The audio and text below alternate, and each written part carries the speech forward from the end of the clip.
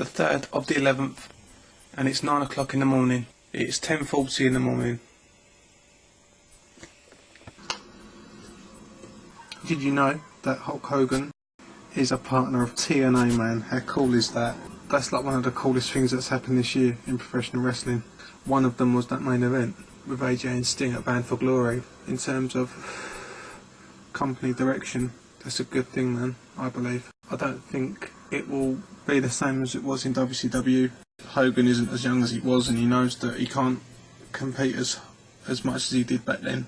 You got to think that was over 10 years ago now. He went to WCW. I mean, if he does do the same sort of stuff, it'd be kind of shit.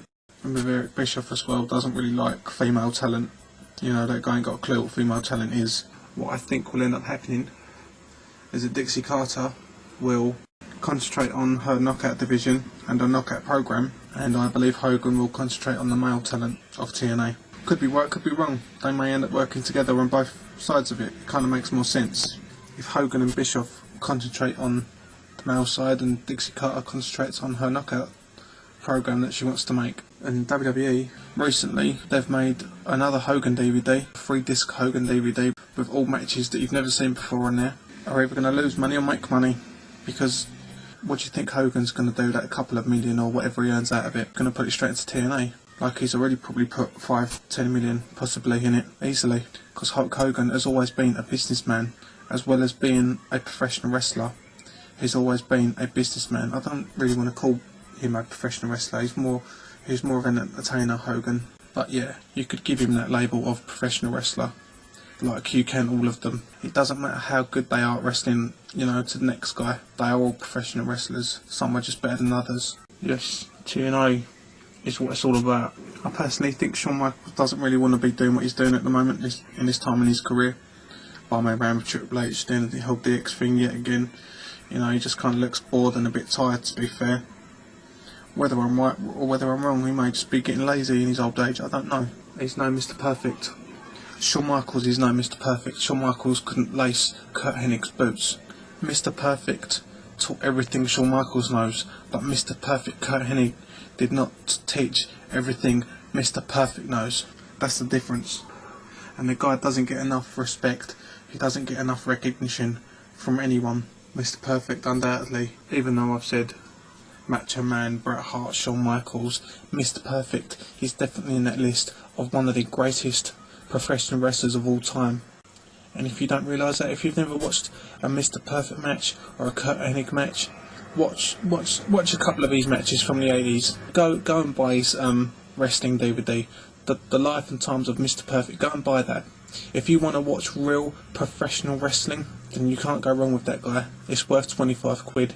If you're wondering what real wrestling is, that will teach you what real wrestling is and what it's all about. The 60-minute match that went the full 60 minutes with Kurt Hennig and Nick Bockwinkel, that will teach you about professional wrestling. And in a lot of ways, yeah, that is better than WrestleMania 12, but then WrestleMania 12 has got a lot of better things in it. Better spots, I suppose you could say. And the wrestling is top notch in that wrestling match, without a doubt. The match with Mr. Perfect and Bret Hart, that dark match that goes the full 20 minutes, the one before SummerSlam 91, is without a doubt one of the finest wrestling matches I've ever seen in my life. That was such an enjoyable match to watch. It was non-stop. The wrestling was crisp, sharp, perfection, absolute perfection. That's the only word you can use, is perfection. In a lot of ways, yeah, Mr. Perfect was so unique and original, different, and way ahead of his time, considering he was around in 84, 85, and he was doing drop kicks and wrestling really well, really solidly as well. It's a real sad thing that they never done Austin versus Perfect on a more high profile spot instead of a Raw. You know, it's a shame that they never done Mr. Perfect and Kurt Angle, because they should have done that. That should have been their WrestleMania 18, came back 2001, 2002, Royal Rumble. So yeah, that WrestleMania should have been their main event, Mr. Perfect and Kurt Angle. That should have been their main event, not whatever it was. Triple H and Chris Jericho. Should have been Chris Jericho and Mr. Perfect. Such a waste of talent.